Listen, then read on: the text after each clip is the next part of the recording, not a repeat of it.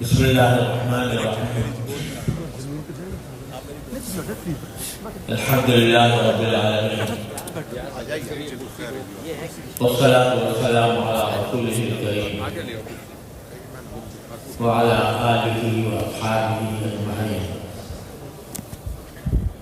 وعلی کل من تبعهم بإحسان إلی یوم الدین.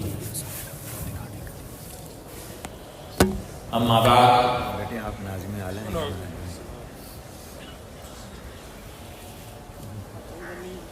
حضرات علماء کرام اور معزز حاضرین، السلام علیکم ورحمۃ اللہ وبرکاتہ.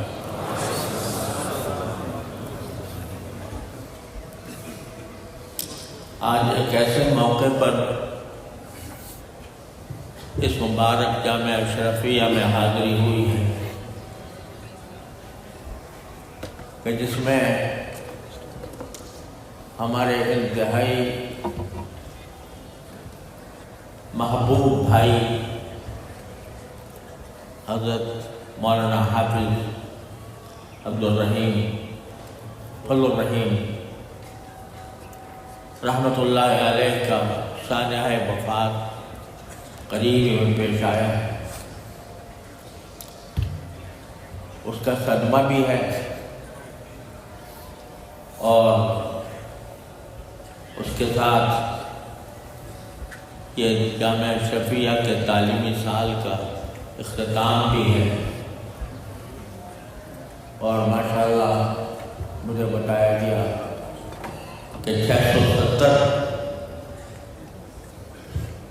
حضرات دور حدیث کی تکمیل کر رہے ہیں. اللہ تبارک و تعالیٰ ان کے لیے مبارک فرمائے. حضرت مولانا فضل الرحیم صاحب قدس اللہ تعالیٰ سرہ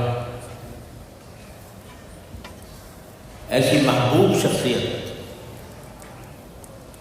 کہ جو بھی ان سے ملا ان سے محبت کی. ان کا وجود سراپا محبت، سراپا اخلاص. میرے خیال میں وہ ایسی شخصیت تھے کہ کبھی کسی سے بغض، کبھی کسی سے نفرت، کبھی کسی سے دشمنی کا کوئی تصور ان کے یہاں نہیں تھا. اور مجھے یہ شرف حاصل ہے کہ میں ان کا ہم سبق بھی تھا. اور یہ جامعہ اشرفیہ میرے لیے اس لحاظ سے مادر علمی بھی ہے کہ میں نے تقریباً 1-1.5 مہینہ یہاں تعلیم حاصل کی. اور اس کا واقعہ یہ ہوا تھا کہ میں 12 سال کی عمر کا تھا اور اس وقت شرح جامع، شرح تہذیب مقامات پڑھا کرتا تھا. تو حضرت ماجد رحمۃ اللہ علیہ نے مجھے یہاں بھیجا اپنی والدہ کے ساتھ. والدہ کو یہاں میرے مرحوم بھائی کے گھر میں 1 مہینہ رہنا تھا. تو مجھے یہ فرمایا کہ تم وہاں جا کر جامعہ اشرفیہ میں داخلہ لے لینا تاکہ تمہارے سبق کا نقصان ہو. تو میں شرح جامع، شرح تہذیب وغیرہ پڑھتا تھا. تو یہاں نیلا گنبد میں اس وقت تعلیم ہوا کرتی تھی. تو حضرت مولانا فضل الرحیم صاحب اللہ تعالیٰ کے درجات پر فرمائے، اور ان کے بڑے بھائی مولانا عبدالرحیم صاحب، یہ دونوں بھی اس زمانے میں یہی کتابیں پڑھتے تھے. تو میں نے جا کر اسی جماعت میں حاضری شروع کی. اتفاق سے شرح جامع اور شرح تہذیب کے جو استاد ہمارے تھے جامعہ اشرفیہ میں، وہ چھٹی پر چلے گئے. تو ہم نے کہا بھائی یہ مفلسی میں آٹا گیلا ہو. ایک تو ہم اپنا سبق چھوڑ کر آئے ہیں، یہاں جو استاد تھے وہ چلے گئے، تو ہم تینوں یعنی مولانا فضل الرحیم صاحب، مولانا عبد الرحیم صاحب اور یہ ناکار، ہم تینوں حضرت مفتی صاحب رحمۃ اللہ علیہ کی خدمت میں پہنچے تیسری منزل۔ حضرت سے عرض کیا کہ حضرت یہ استاد چلے گئے ہیں، شرح تہذیب اور شرح تہذیب اور شرح جامع پڑھانے والے، تو آپ اس کا کوئی انتظام فرمایا دیجیے گا۔ حضرت نے فرمایا ہم پڑھائیں گے۔ چنانچہ شرح جامع اور شرح تہذیب کا سبق روزانہ حضرت مفتی محمد احمد صاحب رحمۃ اللہ علیہ کی خدمت جا کے پڑھا۔ اب حالانکہ حضرت مفتی صاحب قدس اللہ تعالیٰ سرہ کو یہ کتابیں پڑھائے ہوئے پتہ نہیں سال ہو گیا ہوں گے، لیکن حضرت نے یہ دونوں کتابیں ہمیں ساتھ پڑھائی، تو اس طرح ان کے تلمذ کا بھی شرف اللہ تعالیٰ نے عطا فرمایا، اور مولانا فضل الرحیم صاحب کی ساتھ ہم سبق ہونے کا شرف بھی عطا فرمایا۔ تو ہمارا اس جامعہ سے جو تعلق ہے وہ روحانی ہے، قلبی ہے، اس کا الفاظ میں اظہار کرنا مشکل ہے، لیکن جیسا کہ بزرگوں نے فرمایا کہ یہ دن تو ہر ایک کو دیکھنا ہے، ہر ایک کو جانا ہے، البتہ یہ دعا ہے کہ اللہ تعالیٰ ان کی خدمات کو قبول فرمائے اور ان کے جانشینوں کو اللہ تبارک و تعالیٰ اپنے فضل خاص سے نوازے اور قدم قدم پر ان دستگیری فرمائے، اور جامعہ اشرفیہ اپنے روایات کے مطابق علم و عرفان کی کرنیں بکھیرتا رہے، اور اللہ تعالیٰ کو ہمیشہ قائم رکھے۔ اس موقع پر معلوم ہوا ہے کہ ماشاءاللہ لاہور ڈویژن اور گجرانوالہ ڈویژن کے مدارس سے علماء کرام اور فضلاء بھی تشریف لائے ہوئے ہیں، اور آج کی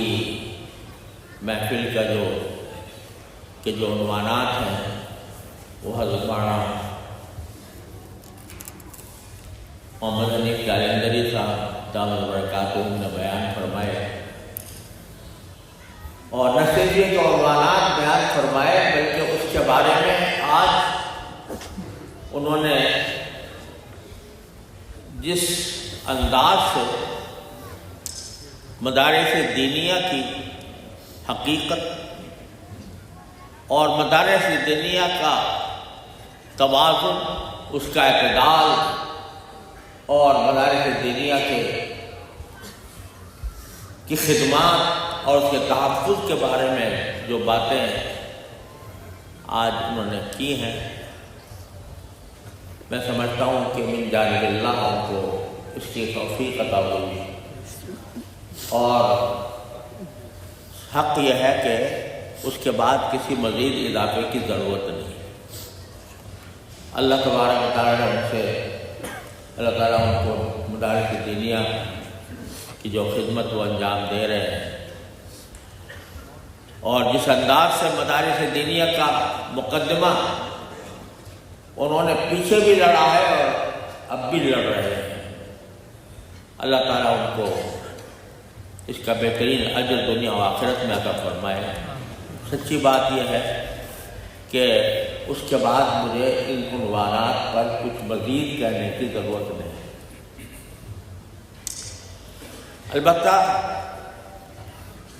اپنے ان ساتھیوں سے جو اللہ تعالیٰ کے فضل و کرم سے دور حدیث کی تکمیل کر رہے ہیں، اور اس سال جیسا کہ مجھے حضرت مولانا افضل عبید صاحب نے بتایا کہ 670 کے قریب طالب علم ہیں جن کی دستار بندی ہوئی ہے، میں ان سے اس گزارش کو ایک مرتبہ پھر دہرانا چاہتا ہوں جو حضرت مولانا محمد حنیف جالندھری صاحب نے فرمائی کہ یہ دستار جو آپ کے سر پر اللہ تبارک و تعالیٰ نے اپنے فضل و کرم سے باندھی ہے، یہ ایک بہت بڑی عظیم ذمہ داری ہے۔ یہ صرف کوئی پھولوں کی سیج نہیں ہے، یہ ایک بہت بڑا بوجھ ہے اور بہت عظیم ذمہ داری ہے جو اللہ تبارک و تعالیٰ نے آپ کے سروں پر رکھی ہے۔ اور یہ دستار در حقیقت ان روایات کا ایک نشان ہے جو ہمارے اکابر نے دارالعلوم دیوبند کے اندر قائم کی تھی، اور اس کا بنیادی نقطہ یہ کہ یہ علم صرف حروف و نقوش والا علم نہ ہو، بلکہ یہ زندگی کے اندر رچا بسا ہوا ہر عمل سے، ہر سوچ سے یہ بات ظاہر ہو کہ آپ کو اللہ تعالیٰ نے علم دین کی دولت عطا فرمائی۔ آج آپ نے مولانا حنیف جالندھری صاحب کا جو خطاب سنا، اس کو آپ اگر اس کا آپ ذرا سا گہری نظر سے اس کو سن کر اس کے مختلف پہلوؤں کا جائزہ لیں تو یہ ہمارے اکابر علماء دیوبند کے مزاج و مذاق کی اتنی بہترین تفسیر تھی کہ اگر آپ اس کو اپنے سینے میں محفوظ کریں اور اس کو اس کے نقش قدم پر اپنی زندگی کو استوار کریں، اس سے آپ کو اندازہ ہوا ہوگا کہ ہمارے اکابر علماء دیوبند کا جو اصل مزاج ہے وہ اعتدال اور توازن کا مزاج ہے۔ وہاں یہ بات نہیں ہوتی کہ اگر کسی کی مخالفت ہے تو مخالفت دشمنی میں تبدیل ہو جائے، اگر کسی سے اختلاف ہے تو وہ اختلاف ناچاکی میں تبدیل ہو جائے، اگر کسی سے اتفاق ہے تو وہ خوشامد میں تبدیل ہو جائے۔ وہاں کا مزاج یہ ہے کہ حق کو حق کہو، باطل کو باطل کہو۔ وہاں کا مزاج یہ ہے کہ تم اللہ کے بندوں سے مجھے ویر نہیں ہے، اللہ کے بندوں سے مجھے ویر نہیں ہے، یعنی میری دنیا میں کوئی غیر نہیں ہے۔ یہ ہے ہمارے اکابر کا مزاج۔ یہ نہیں کہ کسی کے مخالف ہو گئے تو ڈنڈا لے کے اس کے پیچھے پڑ گئے اور اس کی اچھی باتوں کو بھی انکار کر دیا، اور اگر کسی کے موافقت ہوئی تو پھر اس کو بانس پر چڑھا دیا اور بانس پر چڑھا کر اس کو معصوم اور خطا قرار دیا۔ بلکہ توازن اور اعتدال یہ ہمارے بزرگوں کا مزاج تھا۔ اسی مزاج کے اوپر اکابر علماء دیوبند کاربند رہے کہ ہم نہ کسی کے دشمن ہیں، نہ کسی کے ایسے خوشامد پرست ہیں کہ اس کی خوشامد کرتے رہیں۔ ہم دوسرے الفاظ میں اگر یہ کہا جائے تو غلط نہیں ہوگا کہ خیر خواہ ہیں سب۔ الدین النصیحہ، دین خیر خواہی کا نام ہے، خیر خواہی کا نام ہے۔ خیر خواہی بعض اوقات کسی کی تعریف سے ہوتی ہے اور کبھی بعض اوقات کسی پر تنقید سے ہوتی ہے۔ دونوں پہلوؤں کو مد نظر رکھتے ہوئے جب انسان کوئی راستہ اختیار کرتا ہے تو وہ ہے اعتدال۔ کنتم خیر امۃ اخرجت للناس امۃ وسطا۔ یہ ہمارے اکابر کا مزاج رہا ہے۔ حضرت مولانا حضرت قطب الاقطاب حضرت مولانا رشید احمد صاحب گنگوئی رحمۃ اللہ علیہ، اللہ تعالیٰ کے درجات بلند فرمائے، حضرت آخر زمانے میں نابینا ہو گئے اور نابینا ہونے کی وجہ سے کتاب پڑھنی تھی، یہاں تک کہ وہ اس زمانے میں سنن بیہقی چھپ کر آئی، پہلی بار چھپ کر آئی تھی۔ سنن بیہقی کا نام دوسری کتابوں میں روایت میں پڑھی تھی، لیکن براہ راست سنن بیہقی دیکھنے کا موقع نہیں ملا تھا۔ کتاب آئی، نابینا تھے، تو ہاتھ میں اس کے صفحات کے اوپر حسرت کے ساتھ اس کے اوپر ہاتھ کو، وہ صفحات کے اوپر حسرت کے ساتھ ہاتھ پھیرتے تھے کہ ہائے میری بینائی کے زمانے میں اس کی زیارت کا مجھے اتفاق نہیں ہوا۔ وہ جو گھڑی تھی حضرت کی، اس گھڑی جو بڑی سی گھڑی ہوا کرتی جیب میں رکھنے والی، تو اس گھڑی کا وہ جو شیشہ ہوتا ہے، شیشہ اتار کر ہاتھ سے انگلی سے ٹائم کا اندازہ کیا کرتے تھے، اور الحمدللہ وہ گھڑی آج میرے پاس موجود ہے، حضرت گنگوئی رحمۃ اللہ علیہ کی گھڑی، جس پر آپ، کیونکہ میرے دادا حضرت گنگوئی رحمۃ اللہ علیہ کے عاشق دار تھے، جمعرات کے دن چھٹی ہوتی، دارالعلوم دیوبند میں پڑھاتے تھے، اور وہاں سے چھٹی ہوتی تو جمعرات کے دن گنگو پیدل جایا کرتے تھے۔ مولانا یاسین صاحب ہیں، مولانا یاسین صاحب پیدل جاتے تھے، رات وہاں گزارتے تھے، جمعہ حضرت کے پیچھے پڑھتے تھے اور پھر واپس دیوبند آیا کرتے تھے۔ تو حضرت نے کہ وہ یادگار کے طور پر حضرت میرے دادا کو عطا فرمایا، تو وہ میں نے جی ضرور انشاءاللہ۔ وہ پھر حضرت والد صاحب رحمۃ اللہ علیہ کے پاس آئی، اور پھر حضرت والد صاحب سے میرے پاس آئی، تو آج میرے پاس رکھی ہوئی ہے۔ تو وہ حضرت گنگوئی رحمۃ اللہ علیہ کی میں واقعہ سنا رہا تھا کہ اس زمانے میں علماء دیوبند کے خلاف طرح طرح کے الزامات اور طرح طرح کے ردود شائع ہوتے، کبھی غیر مقلد حضرات کی طرف سے، کبھی بریلوی حضرات کی طرف سے۔ تو ایک صاحب تھے جو مستقل انہوں نے وظیفہ بنایا بتا گنگوئی رحمۃ اللہ علیہ کی تردید، تو چونکہ حضرت نابینا ہو گئے تھے تو حضرت مولانا محمد یحییٰ صاحب سہارنپوری حضرت شیخ حدیث کے والد، وہ حضرت کو خطوط پڑھ کے سنایا کرتے تھے۔ تو وہ آتا تھا اور اس میں بہت بے ادبی کے ساتھ حضرت کا ذکر ہوتا تھا۔ وہ حضرت مولانا یحییٰ صاحب نے 2-4 سنائے، ان کو رسالے جو اس قسم کے آئے تھے، پھر انہوں نے سنانا بند کر دیا۔ تو حضرت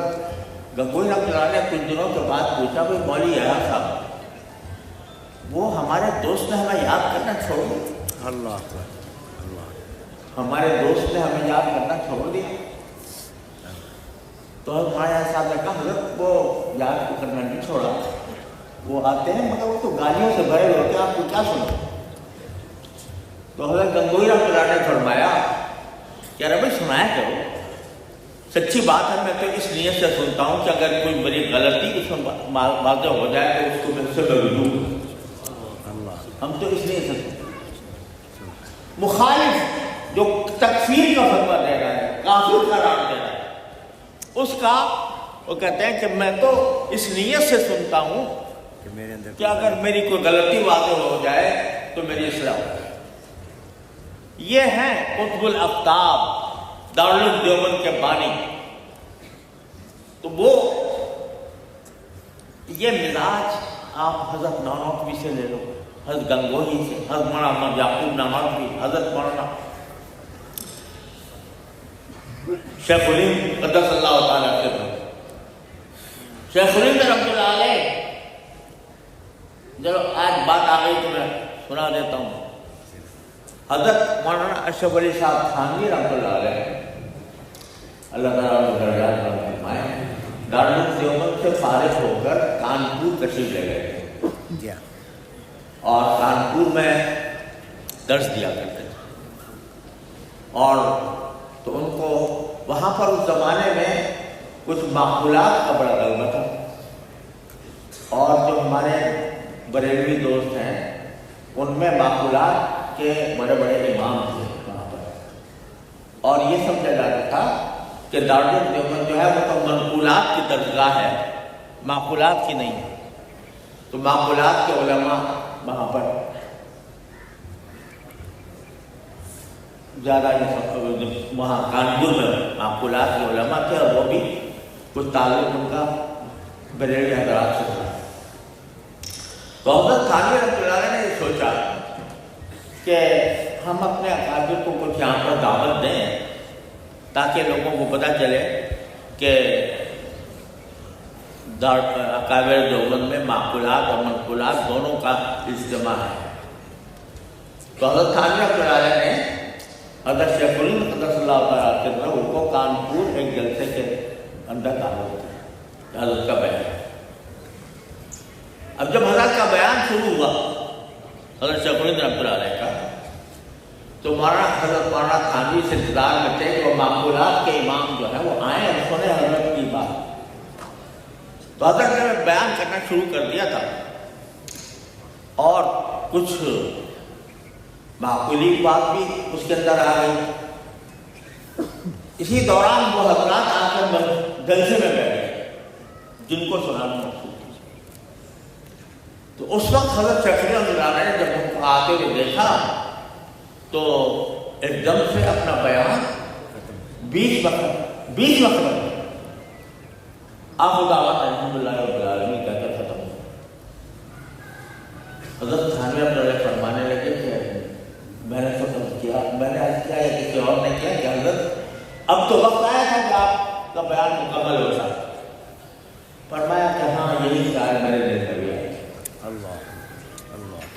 یہی خیال میرے دل میں بھی آ گیا تھا کہ اب میں اپنی معقولات کی مہارت جتاؤں لوگوں کے سامنے۔ تو پھر یہ اب اللہ کے لیے کر رہا،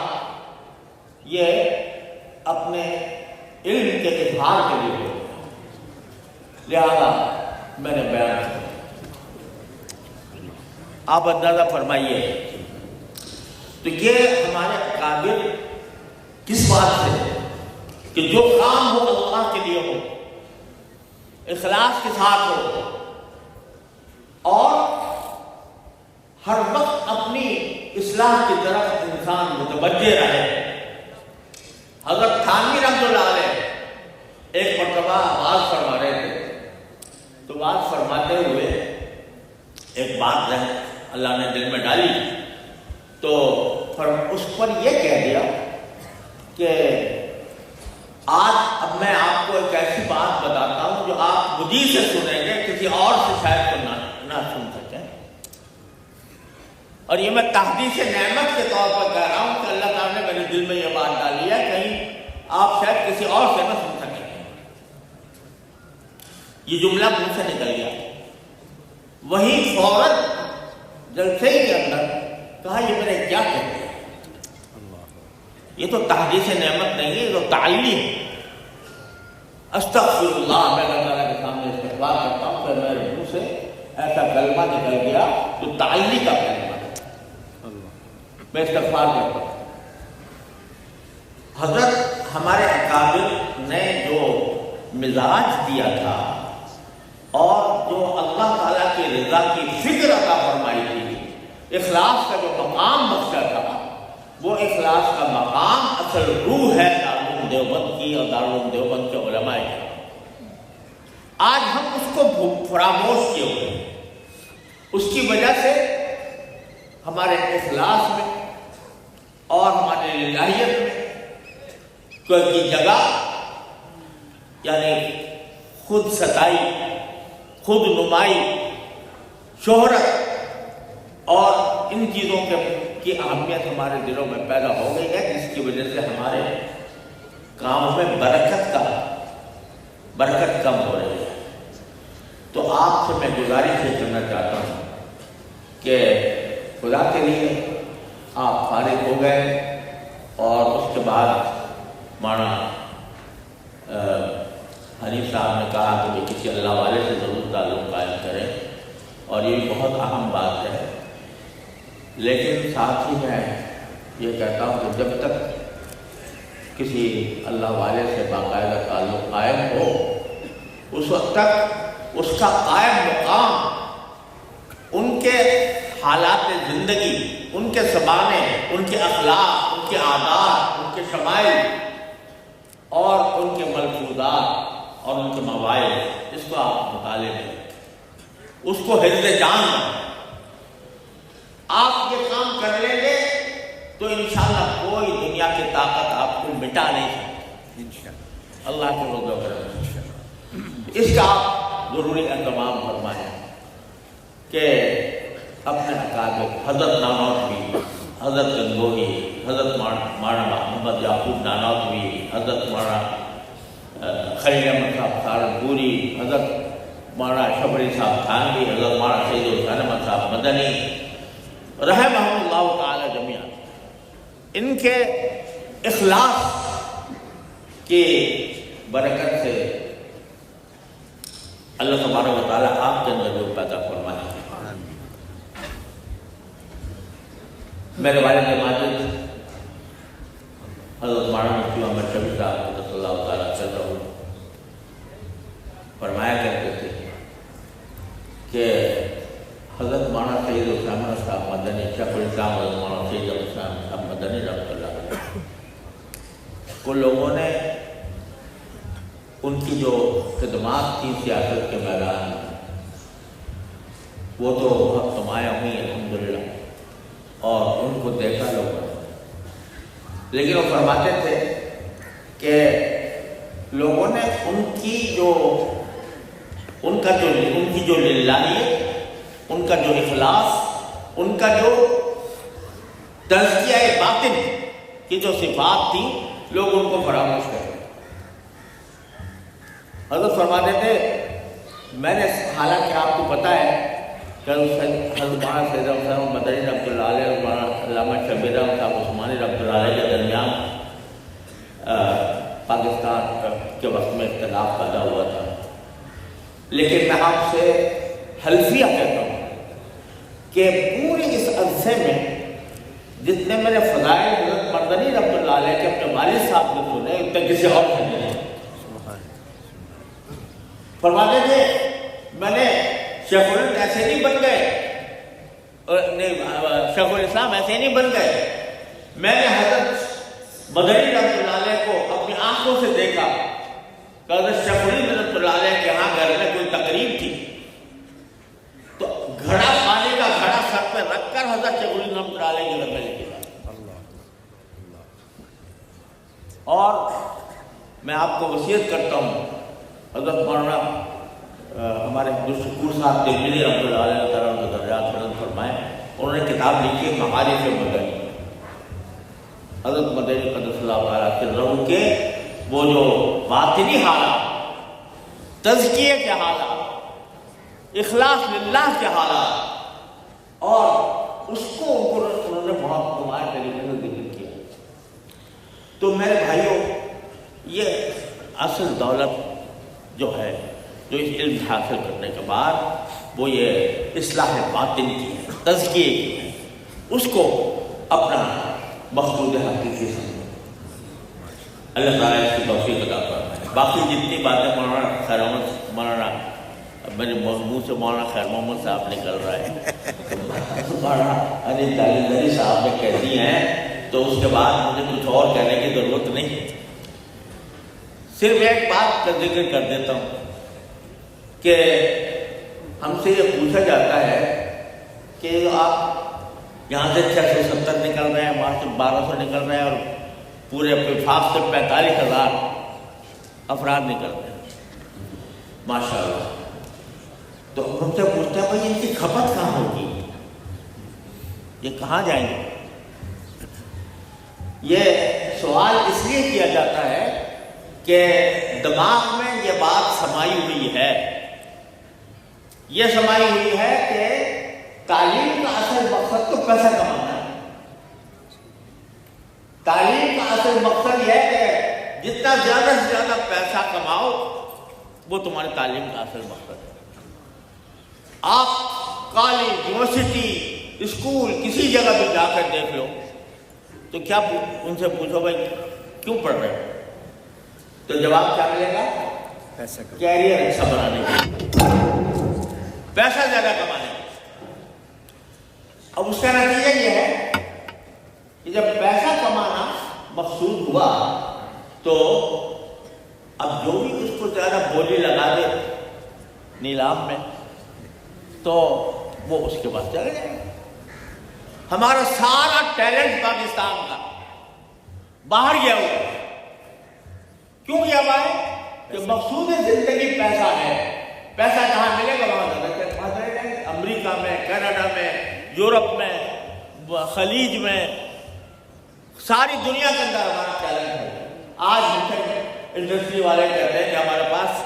وہ ٹیلنٹ نہیں ہے جس کی وجہ سے ہم نئی انڈسٹری لگاتے ہیں،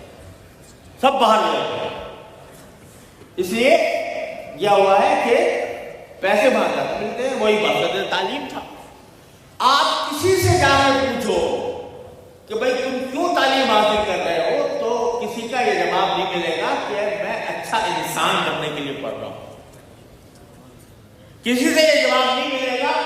کہ میں ملک و ملت کی خدمت کے لیے پڑھ رہا ہوں۔ جواب یہ ہوگا کہ میں اپنا معاشی مستقبل بہتر کرنا چاہتا ہوں۔ اب یہاں سے یہ جواب نہیں ملے گا۔ ہمارے طالبی سے اگر پوچھو کہ تم کیوں پڑھ رہے ہو تو وہ جواب میں یہ نہیں کہے گا کہ مجھے کوئی معاشی مستقبل میرا اچھا ہو جائے، بلکہ اس کے الٹ ہی ہوتا ہے۔ لیکن اس کے دل میں نیت یہ نہیں ہوتی کہ میں پیسہ کماؤں گا، اس کے دل میں یہ نیت ہوتی ہے کہ میں ملک و ملت کی خدمت کروں گا، میں اپنے مسلمان بھائیوں کی خدمت کروں گا، میں اپنے دین کی اشاعت کروں گا۔ اس سے تم یہ پوچھتے ہو تو کھپت کہاں ہوں، تمہاری کھپت کہاں ہوں؟ وہ کھپت اس کی گلیوں میں، دیہاتوں میں، پہاڑوں میں وہ دین کا کلمہ پہنچا رہا ہے، ہر جگہ جہاں پر بیٹھا ہے۔ اس کو اس بات کی پرواہ نہیں ہے کہ مجھے تنخواہ نہیں مل رہی ہے، وہ کبھی تم سے آ کے مانگتا نہیں ہے کہ تم مجھے تنخواہ بڑھاؤ۔ وہ خود یہ اپنے لیے سعادت سمجھتا ہے۔ لہذا یہ سوال اس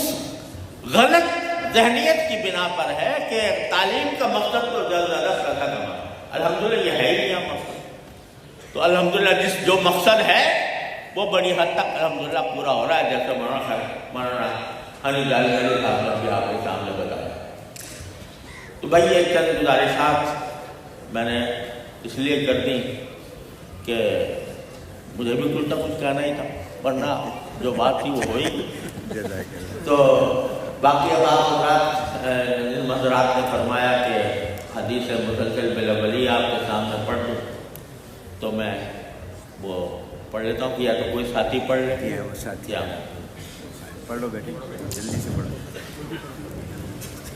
بسم الله الرحمن الرحيم الحمد لله العليم القوي الذي هدانا للدين السبيل والصلاة والسلام على النبي الهاشمي وعلى آله وصحبه ذوي القدر العليم أما بعد فيقول العبد المفتقر إلى رحمة ربه القوي محمد حذيفة العلوي بن محمد عبد البصير العلوي عاملهم الله باللطف الخفي قال حدثنا فضيلة شيخ الإسلام والمسلمين العلامة المفتي محمد تقي العثماني حفظه الله تعالى وبارك فيكم وأكرمكم في الدارين قال حدثنا فضيلة الشيخ مولانا والشيخ أحمد البياني رحمه الله تعالى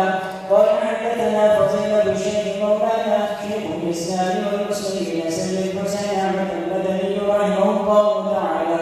قال حدثنا فضيلة الشيخ مولانا محمود سند يغني رحمه الله تعالى قال حدثنا الشيخان جليلا كريمان عظيمان قاسم العلوم في الخيرات مولانا محمد قاسم النانوتي مولانا بشير احمد الجوهي رحمه الله تعالى قال حدثنا فضيلة الشيخ الشيخ محمد عبد الغني رحمه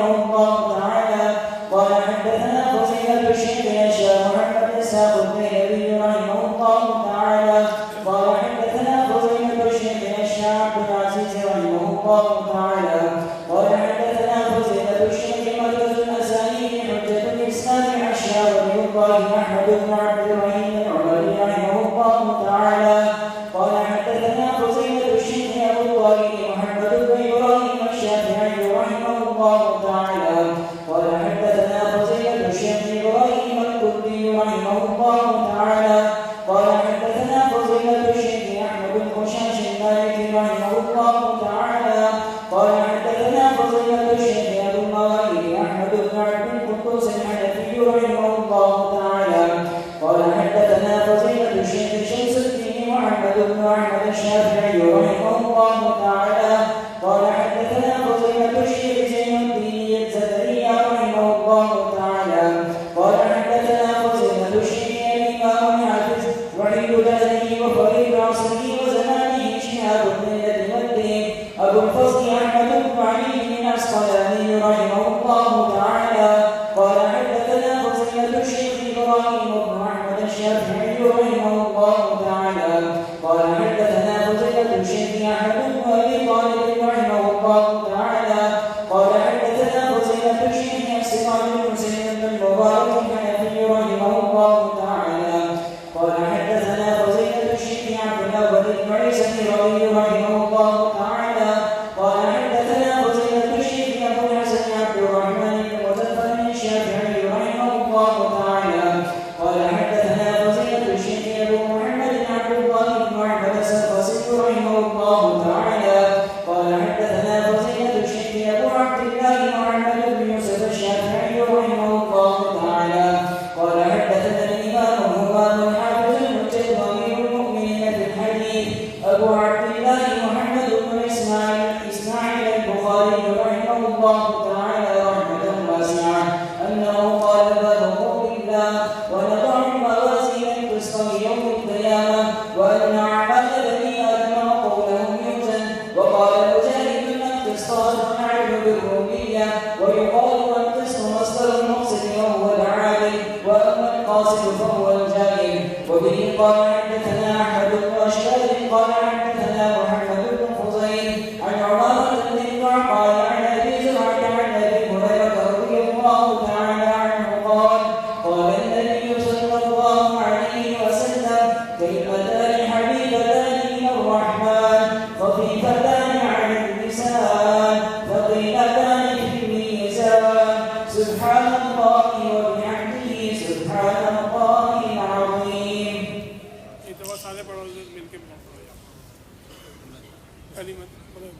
سبحان الله وبحمده سبحان روایت کا آخری حصہ آخری روایت خالی مل کے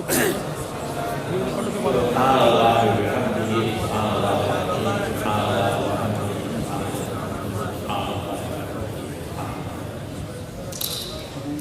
حدیث مسلسل جی الحدیث المسلسل الأولية وہ پہلے پڑھنی چاہیے تھی نا بھائی. وہ پہلے پڑھنی چاہیے. ہاں چلو خیر اب حضرت پہلے پڑھ لیں. میں پڑھ لیتا ہوں. ہاں پہلے تحدیث ہو جائے گی پہلے. بسم اللہ الرحمن الرحیم الحمد للہ رب العالمین والصلاة والسلام علی رسولہ الکریم وعلی آلہ واصحابہ اجمعین وعلی کل من تبعهم بإحسان إلى يوم الدين. اما بعد فقد حدثني الشيخ محمد ياسين الخاداني رحمه الله تعالى في المسجد الحرام في سنة 1963 والشيخ محمد الشيخ حسن بن صاد المكي المالكي رحمه الله في سنة 1963 في المسجد الحرام كما حدثني به الشيخ محمد ياسين الخاداني رحمه الله تعالى في مكة المكرمة والشيخ أحمد الناصبي المحمد رحمه الله تعالى في جدة والشيخ محمد يونس الوكوري رحمه الله تعالى في لندن. كل واحد منهم جلبيه بإسناده إلى سيدنا عبد الله بن عمرو بن العاص رضي الله تعالى عنهما قال قال رسول الله صلى الله عليه وسلم الراحمون يرحمهم الرحمن تبارك وتعالى يرحموا من في الأرض يرحمكم من في السماء.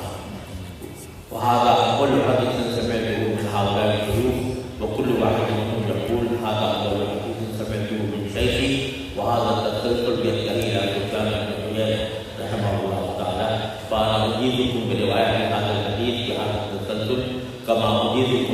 إجازة عامة بكل ما أدري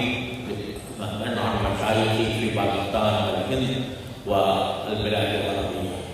وأرجو الله سبحانه وتعالى أن يجعل اتباع سنة نبيه الكريم صلى الله عليه وسلم في جميع مجالات الحياة. والله سبحانه وتعالى أسأل أن يوفقنا جميعا لخدمة الإسلام والمسلمين ما دمنا